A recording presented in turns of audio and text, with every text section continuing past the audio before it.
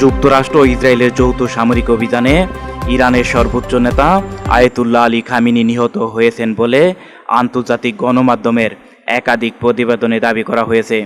British বার্তা সংস্থা Reuters এবং মার্কিন সংবাদ মাধ্যম দ্য নিউ ইয়র্ক টাইমের খবরে বলা হয়েছে, শনিবার ভোরে তেহরানের মধ্য অঞ্চলে অত্যন্ত সুরক্ষিত একটি স্থাপনায় উচ্চ পর্যায়ের বৈঠক চলাকালে এই হামলা চালানো হয়। মার্কিন কেন্দ্রীয় গোয়েন্দা সংস্থা সিআইএ গত কয়েক মাস ধরে খামেনির গতিবিধি নিবিড়ভাবে পর্যবেক্ষণ করছিল। গোয়েন্দা তথ্য অনুযায়ী শনিবার সকালে তিনি শীর্ষ উপদেষ্টাদের সঙ্গে বৈঠকে বসেন। এমন নিশ্চিত বার্তা পাওয়ার পরেই অভিযান চূড়ান্ত করা হয়। ইসরায়েলি গোয়েন্দাদের সঙ্গে তাৎক্ষণিকভাবে তথ্য ভাগাভাগি করা হয়। প্রাথমিকভাবে হামলার পরিকল্পনা ছিল রাতের দিকে, তবে বৈঠকের সময়সূচি পরিবর্তনের তথ্য পাওয়ার পর অভিযানের সময় এগিয়ে আনা হয়।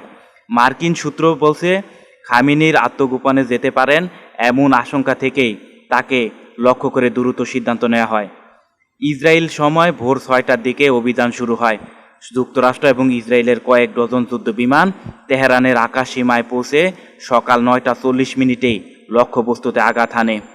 নিরাপত্তা বেষ্টিত ভবনে প্রায় 30টি বোমা নিক্ষেপ করা হয় বলে জানা গেছে। মার্কিন প্রেসিডেন্ট ডোনাল্ড ট্রাম্প নিজের সামাজিক যোগাযোগ মাধ্যম দ্য ট্রাস্ট সোশ্যালে দেওয়া এক পোস্টে দাবি করেছেন, মার্কিন ট্র্যাকিং সিস্টেম খামেনির অবস্থান শনাক্ত করেছিল এবং অভিযানে তাকে সহ কয়েকজন শীর্ষ ইরানি নেতা নিহত হয়েছেন। ইসরায়েলের জ্যেষ্ঠ এক কর্মকর্তা খামেনির মরদেহ উদ্ধারের তথ্য নিশ্চিত করেছেন বলে আন্তর্জাতিক গণমাধ্যমে জানানো হয়েছে।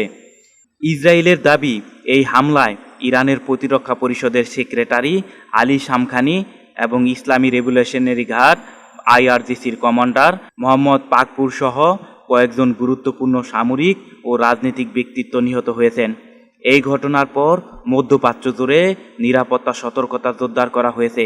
আন্তর্জাতিক বিশ্লেষকরা বলছেন, এই অভিযান আঞ্চলিক রাজনীতিতে বড় ধরনের প্রতিক্রিয়া সৃষ্টি করতে পারে এবং পরিস্থিতি আরও অস্থির হয়ে ওঠার আশঙ্কা রয়েছে।